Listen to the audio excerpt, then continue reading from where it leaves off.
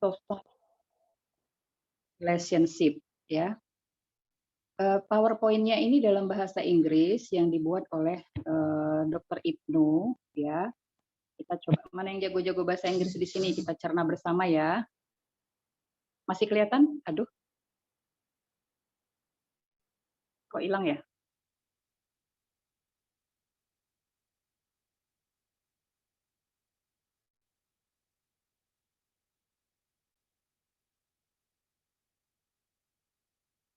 Nah, ini kelihatan. Kelihatan ya? Kelihatan, Dok. Kalau begini, lebih kelihatan? Kelihatan, Dok. Tapi wajah saya kelihatan nggak? Nggak ya? Tidak, Dok. Tidak ya? Oke, nggak apa-apa. Ini kuliah kita hari ini ya. Ada yang punya pemikiran nggak membaca judul ini bagaimana? Ini tentang hubungan dokter dengan pasien dan dokter dengan masyarakat.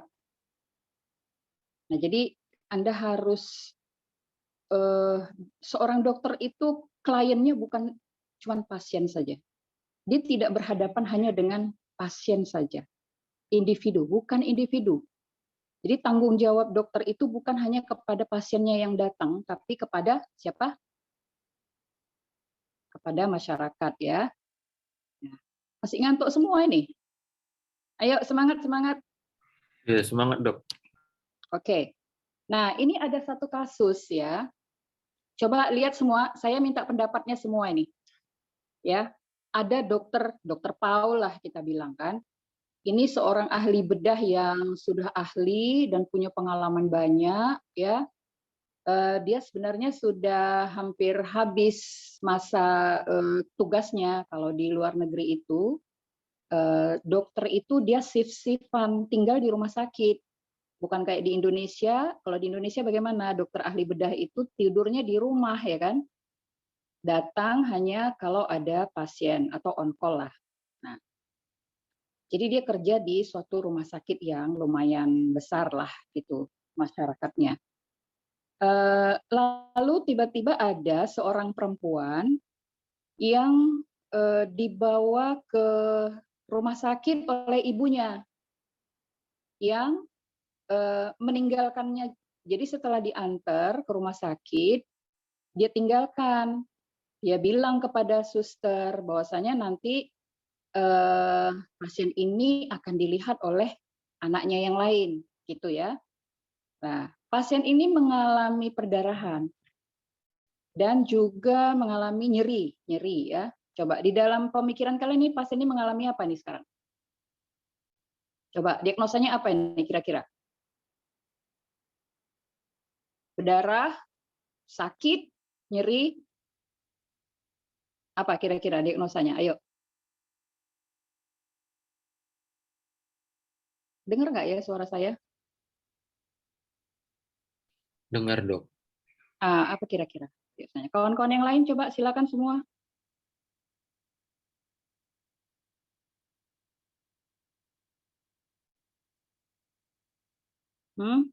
Apa? Punya ide nggak? Oke, cari aja dulu ya, pikirkan saja dulu diagnosanya. Nah, apa yang spesial tentang hubungan dokter dan pasien? Apa yang spesial? Ini yang akan kalian hadapi sehari-hari, ini yang akan kalian aplikasikan nanti, gitu ya. Jadi tolong diperhatikan. Kalau ada yang ingin ditanya atau ada yang ingin komen, langsung saja. Saya lebih senang begitu daripada sunyi-senyap kayak kuburan ya. Nah, hubungan pasien dengan dokter itu merupakan landasan di dalam praktek kedokteran, ya. Itu landasan ya. Itu landasan di dalam menerapkan etik kedokteran di dalam praktek kedokteran, ya. Ada deklarasi Genewa, ya. Katanya kesehatan pasien saya itu adalah pertimbangan saya yang utama. Coba semua coba ngomong. Saya kepingin semuanya bicara. Ayo buka mikrofonnya, semuanya ngomong. Kesehatan pasien saya adalah apa? Coba mau apa ngomongnya? Kesehatan pasien saya adalah menjadi pertimbangan utama bagi saya. Kesehatan pasien saya adalah yang utama, itu aja lah ya. Oke? 1, 2, 3. Ayo semuanya ngomong. Kesehatan pasien saya adalah Adalah Ayo. yang utama. Kesehatan pasien Dan saya. bagi saya. Kesehatan pasien saya adalah yang utama. Iya, bagus sekali ya. Nah itu, jadi mulai dari sekarang itu sudah terinternalisasi di dalam kalian yang calon-calon dokter ya. Jadi pertimbangan apapun itu semuanya adalah pertimbangan kepentingan pasien ya. Nah, di dalam International Code of Medical Ethics ya, itu juga menyatakan bahwasanya seorang dokter itu harus menunjukkan apa istilahnya ya, seluruh ilmu dan kompetensinya itu hanya dicurahkan untuk pasien saja, seperti itu ya, itulah intinya. Nah, berbeda ya, sekarang ini sudah berbeda zamannya, bahwasanya dulu secara tradisional itu hubungan dokter dengan pasien itu paternalistik istilahnya. Nah, dulu itu dokter itu sangat-sangat dihormati, sangat dipercaya. Dan pasien itu sangat menganggap dokter itu pasti akan melakukan apa yang terbaik untuk dia. Dan dia pasrah saja. Dia datang ke situ untuk sembuh, dia ikhlas aja mau diapain, pokoknya dia sembuh gitu. Itu dulu. Nah, sekarang tidak seperti itu, ya. Nah, masalahnya sekarang ini kita sudah masuk ke era computerized ya, era apa ini namanya, digitalisasi ya. Nah, jadi semuanya itu pasti membuat perubahan-perubahan besar ya. Ada masalah patient confidentiality. Apa itu patient confidentiality? Apa yang terbersit dalam benak Anda? Apa yang dimaksud dengan patient confidentiality? Ayo, kenapa? Privasi pasien. Ya, kerahasiaan pasien ya. Nah, walaupun di era komputerisasi ini ya, itu tetap kerahasiaan pasien itu harus tetap terjaga. Nah, masalahnya sekarang udah banyak orang pinter, ada hacker-hacker gitu ya, yang bisa mengakses status kesehatan setiap orang. Nah itu tapi sudah bukan kesalahan kita lagi, sepanjang kita sudah mengupayakan untuk kerahasiaannya tetap dijaga. Yang salah ya pencuri data gitu ya. Data pasien di rumah sakit, medical record juga bisa dicuri oleh maling gitu kan, sama saja itu kan. Nah, next.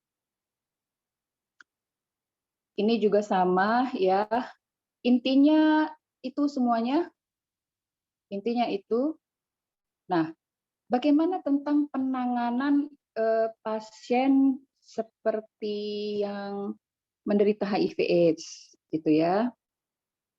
Penderita HIV/AIDS itu membutuhkan kompetensi dan penanganan yang compassionate. Apa maksudnya nih? Compassionate, yang penuh perhatian, ya? Penuh perhatian, betul nggak? Penuh perhatian maksudnya ini compassionate. Karena dia memang sangat butuh perhatian, sangat butuh dukungan, ya. Dia tidak sama dengan pasien-pasien infeksi lain. Kenapa? Karena penyakit ini adalah penyakit seumur hidup yang tidak bisa disembuhkan, hanya bisa dikontrol dengan OAD, ya. Dan ada risiko penularan, ya, penularan melalui hubungan seksual. Artinya orang yang seperti ini apakah tidak boleh menikah misalnya? Apakah tidak boleh lagi menikmati hak seksualnya? Nah, jadi banyak persoalan di sini. Apakah dia tidak boleh memiliki anak? Mengingat bahwasanya ada risiko tertularnya dari ibu ke bayi yang disebut dengan apa? Vertical transmission, ya, vertical transmission namanya, dari ibu ke bayi. Nah, jadi penanganan HIV itu termasuk salah satunya adalah tidak usah hamil. Itu salah satunya pada perempuan. Jadi perempuan usia reproduksi itu kalau bisa tidak boleh hamil. Jangan hamil supaya tidak ada menularkan ke bayi. Gitu. Kalaupun mau hamil itu usahakan supaya viral load-nya 0 dulu, 0 gitu. Nah, seperti itu. Jadi ini memang kompleks masalahnya ya. Nah, ini satu ya, komunikasi dan concern. Ya, inform consent itu juga satu konsep yang cukup sentral ya di dalam etik, medical etik. Nah, hak pasien untuk memberikan keputusan tentang kesehatannya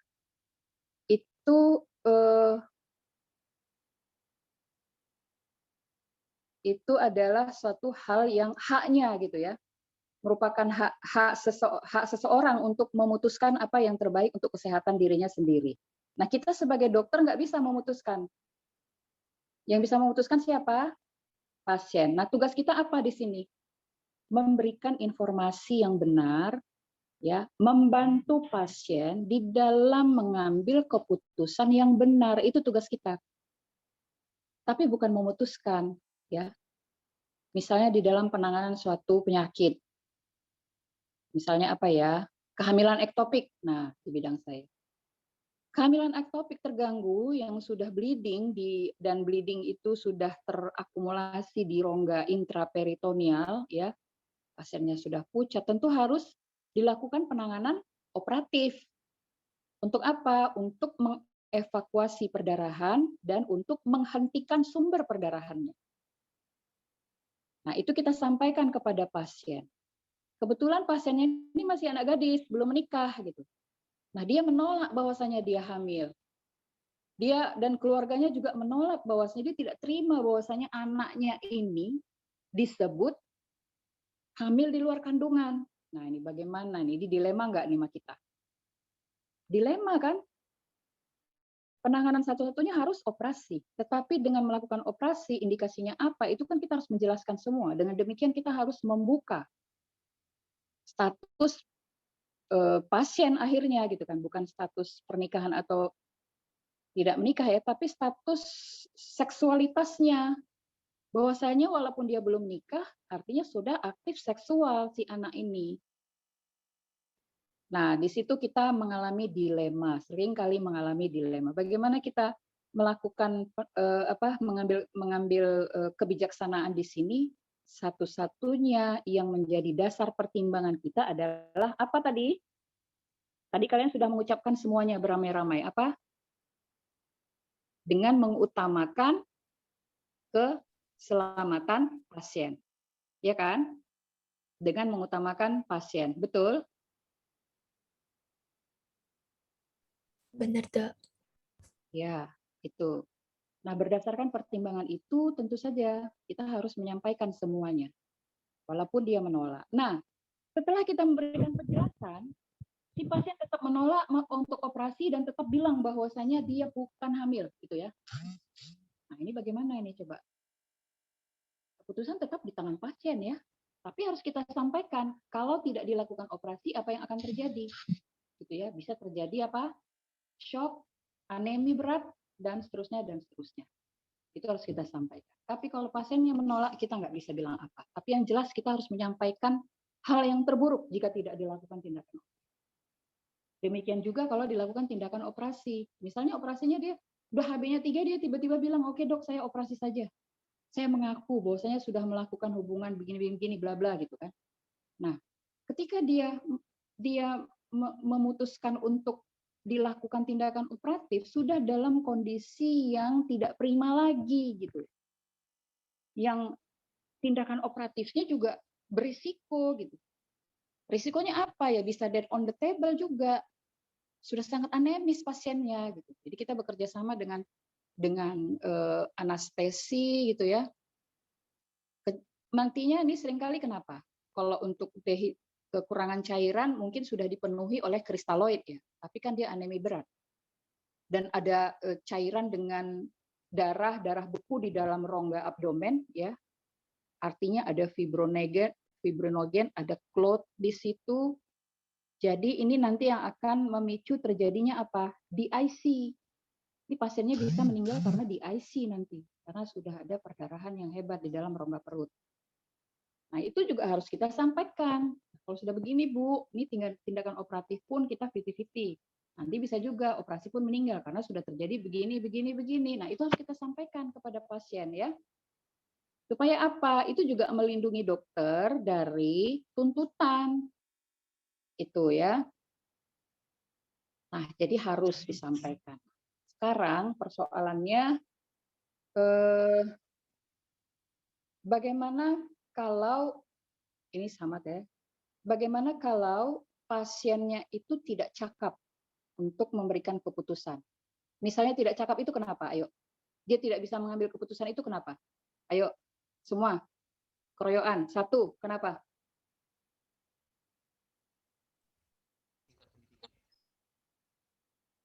Kenapa? Ayo. Disabilitas, Dok. Apa sekarang? Banyak dia. Disabilitas, Dok. Disabilitas misalnya karena kecerdasan ya, disabilitas kecerdasan misalnya ya. Iya, Oke, Dokter. kurang cerdas. Oke, terus lanjut, terus yang lain cepat. Nyusul semuanya. Kesadaran, Dok. Kenapa? Kehilangan kesadaran. Ya, betul. Loss on consciousness. Terus? Jadi disabilitas, kehilangan kesadaran lagi. Ayo, cepat. Anak-anak, Dokter. Anak-anak, ya bagus, pinter. Apalagi?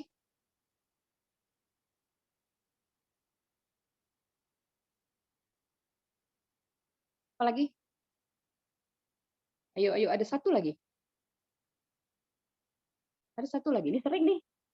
Ini banyak justru. Keuangan. Apa? Keuangan? Maksudnya keuangan?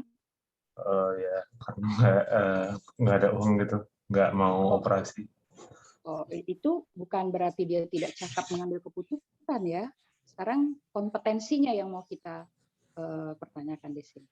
Disabilitas, kehilangan kesadaran, anak-anak gitu ya. Anak-anak tidak bisa mengambil keputusan secara hukum ya, secara legal. Jadi sampai umur 18 tahun atau sudah menikah atau belum menikah ya, dia tidak bisa mengambil keputusan. Tapi kalau dia sudah menikah walaupun usianya belum 18 tahun, itu dia sudah boleh mengambil keputusan, sudah kompeten istilahnya.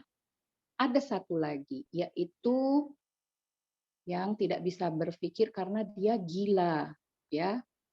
Gila. Orang gila juga tidak bisa mengambil keputusan. Nah, untuk orang yang seperti ini bagaimana?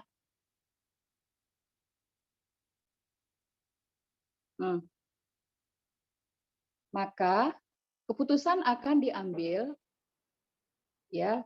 This patient requires substitute decision maker. Jadi dia memerlukan pengambil keputusan pengganti. Ya. Ya. Nah, sekarang pertanyaan siapa yang berhak sebagai pengganti untuk mengambil keputusan? Ya. Siapa? Ayo. Sebut saja siapa? Orang tua, Dokter. Orang tua kandung, ayah kandung, ibu kandung. Oke, siapa lagi?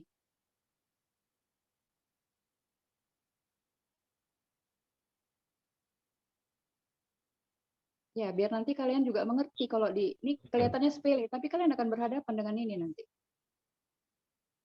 Kalau orang tuanya udah meninggal macam mana?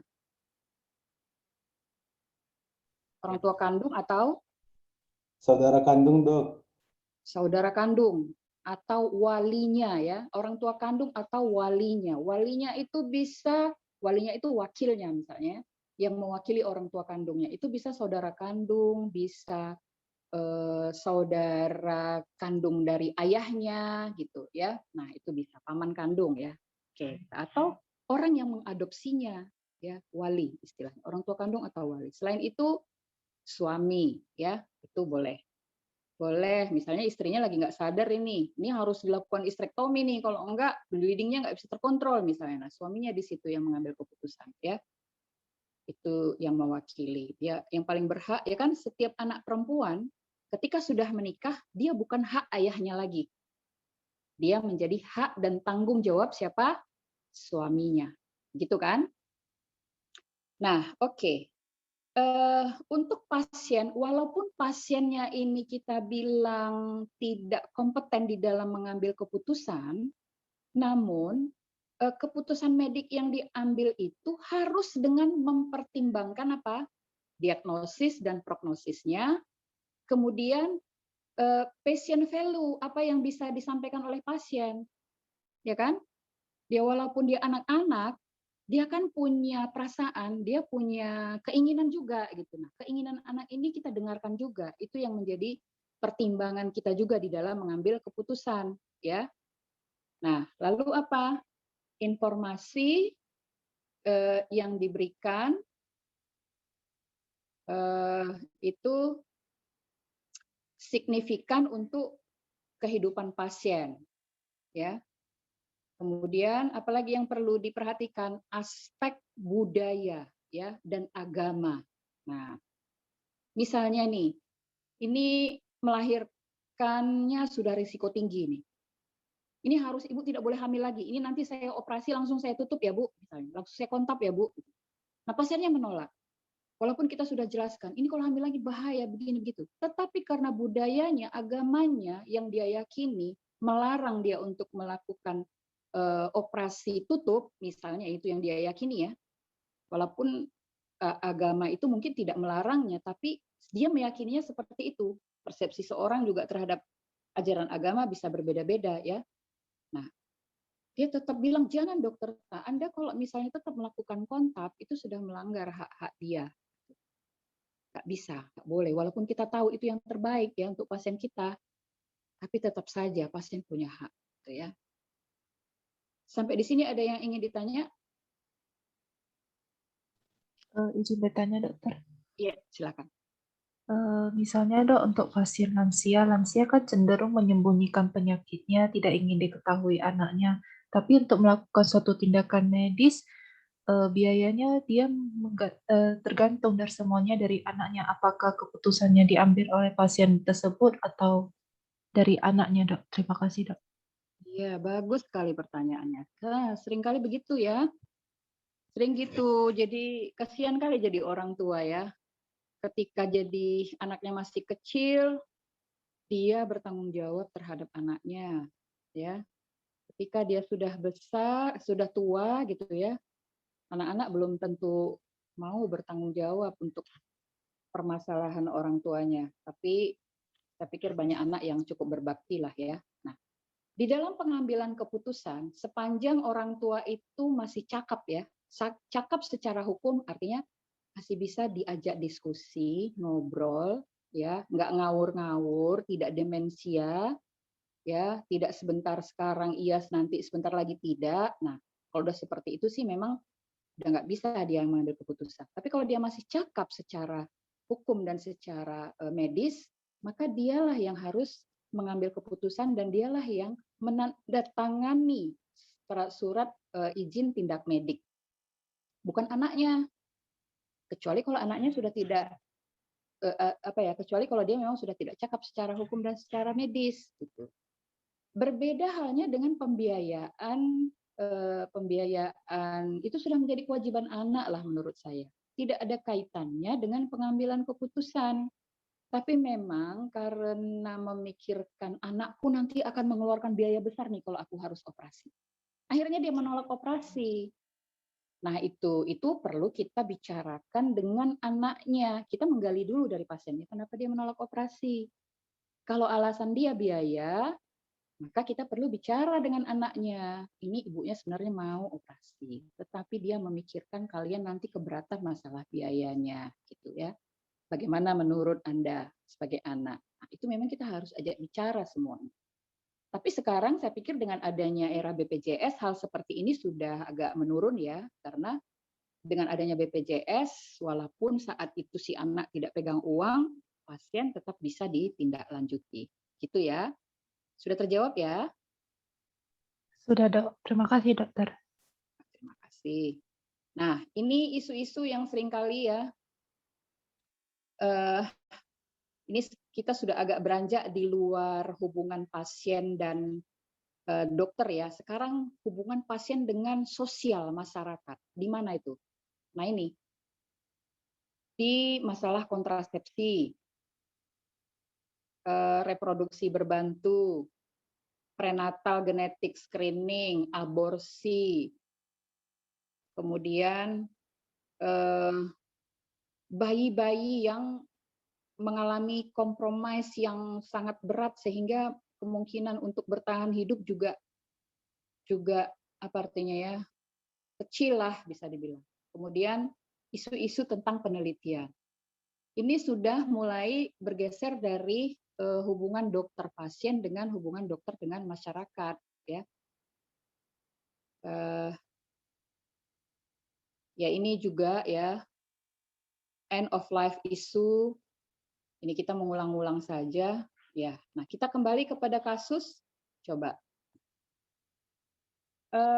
Menurut analisa studinya ya, pasien Mr. P itu tadi, tadi kasusnya itu kayaknya belum lengkap ya. Ada yang terlewat. Jadi si Dr. Paul ini dia karena sudah di akhir tugasnya, dia melakukan tindakan medik itu, kemudian dia pulang tanpa memberikan keterangan apapun kepada pasiennya.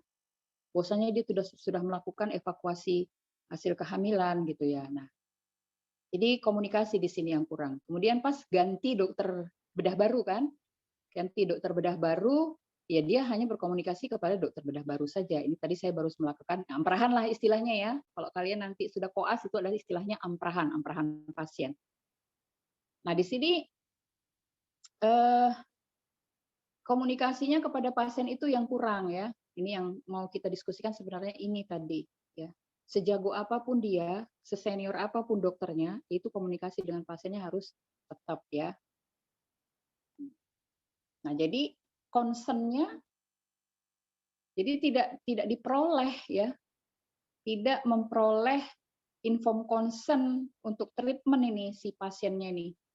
Kenapa? Mungkin pas datang dia nggak sadar gitu ya. Tapi memang oke, boleh dilakukan tindakan, tapi setelah itu pasien harus diberitahu apa yang dilakukan oleh dokternya.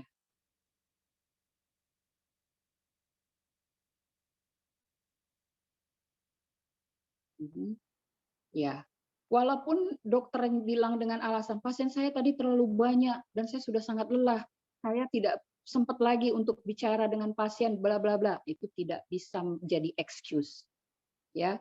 Jadi Anda walaupun selelah apapun, walaupun sebanyak apapun pasien Anda, tidak menjadi excuse untuk untuk melakukan pelanggaran etik ini. Ini dah pelanggaran etik ya.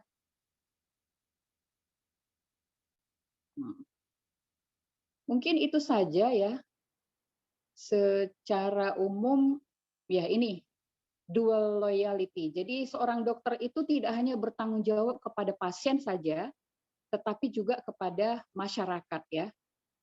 Ini yang disebut dengan dual loyalty. Secara umum sih ini ya. Ini saja. Selanjutnya untuk tanggung jawab kepada masyarakat ini sudah masuk ke public health ya. Kesehatan masyarakat, kesehatan komunitas ya. Jadi kalau misalnya ada seperti ini misalnya lagi apa nih sekarang, situasi apa ini kita? Pandemi ya. Betul? Pandemi sudah berlalu belum? COVID Belum. sudah berlalu belum? Belum kan? Belum, Dok. Nah, ini. Pada saat yang seperti ini tanggung jawab dokter itu kepada masyarakat ya. edukasi, itu terus. Ya kalian juga sudah harus mulai memberikan edukasi kepada masyarakat yang benar. Banyak sekali nih berita-berita yang gonjang-ganjing tentang vaksin, tentang virus ini katanya apa istilahnya hoax tentang COVID ini katanya rekayasa lah gitu ya untuk kepentingan penguasa dan lain sebagainya. Itu kalian sudah mulai harus membiasakan diri memberikan edukasi, jangan masa bodoh dengan apapun pendapat masyarakat ya. Berikanlah pencerahan ya. Vaksinasi dulu banyak ditolak. Sehingga akhirnya keputusan pemerintah adalah dengan melakukan sedikit pemaksaan ya. Pemaksaannya bagaimana? Kalau tidak vaksin, nggak boleh terbang, nggak boleh beli tiket. Kalau nggak divaksin, artinya tidak bisa mengurus urusan-urusan publik lah, misalnya seperti itu. Nah, ini sebenarnya agak sedikit pemaksaan, tetapi atas nama kepentingan masyarakat ya penanggung jawab tertinggi dari kesehatan rakyat ini adalah pemimpin kan, pemerintah kan.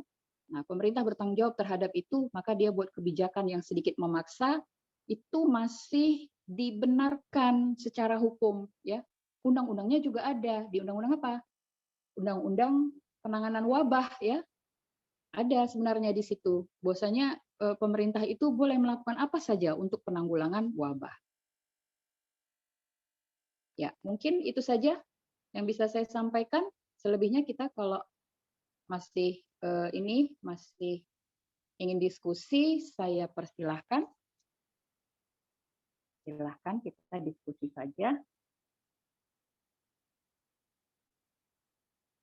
Ayo.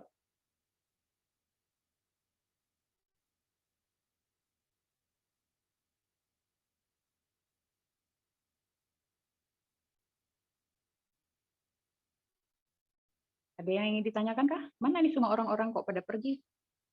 Kok pada ngilang? Kenapa semua menghilang? Kenapa saya sendiri lagi?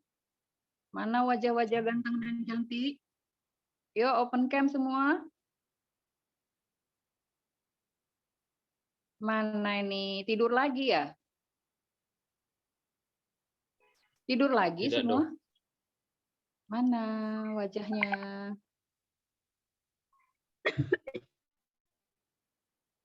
Ayo. Fauzan ini berada di mana ya? Saya di kelas? kamar, dokter. Oh, kamu pakai background itu ya? Iya, dokter. Virtual background. Oh iya, kamu cinta kelas ya kayaknya. Rindu kelas ya. Iya, dok. Kelas atau kafe nih? Kelas, dokter. Kelas ya, oke. Nanti kita sudah mulai ini skills lab luring kan? Mulai besok saya sudah luring ini skills lab. Nggak enak ya kuliah seperti ini ya. Enak tatap muka kan? Kita bisa diskusi, bisa bercandaan ya kan? Saya Iya, juga Dok. nggak perlu teriak-teriak tiap hari, tiap sebentar. Nih mana wajahnya? Mana wajahnya? Masa saya ngajar blackout ya? Ngajar pada tunggul-tunggul saya bilang, tunggul atau pocong saya bilang ini. Putih-putih, kayak pocong tuh kan, putih terus ada kepala. Pocong saya bilang.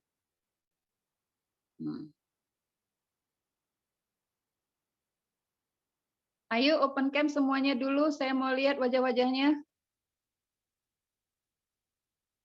Teresia, Sudah, dokter. sudah semua? Udah kelihatan semua nih wajah-wajah gantengnya. Ayo, apa yang mau ingin ditanya? Teresia ada yang ingin ditanya? Izin bertanya, dokter. Ya boleh, siapa ini? Fauzan, dokter. Silakan. Jadi dok, kalau misalnya kita sebagai dokter, jika nanti mendapatkan pasien yang dia sudah tunawisma dan sebatang kara, apakah kita bisa menjadi walinya atau kita harus lapor ke dinas sosial dulu, dokter? Putus-putus suaranya. Izin, dokter. Apakah sudah terdengar, dokter?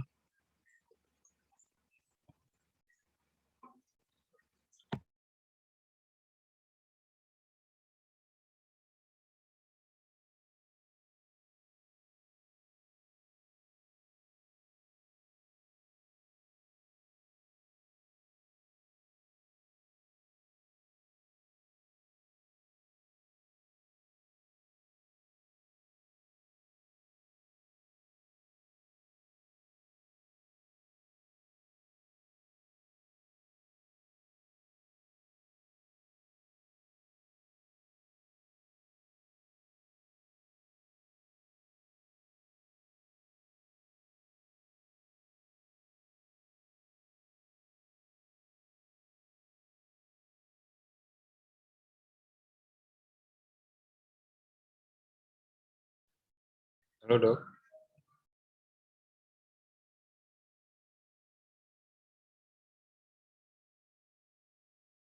Oke, sudah terdengar.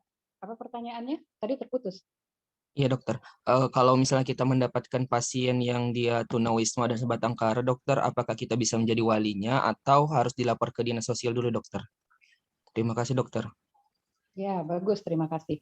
Nah, kalau misalnya ada masuklah ke IGD, ke gawat darurat ini ya ceritanya ya.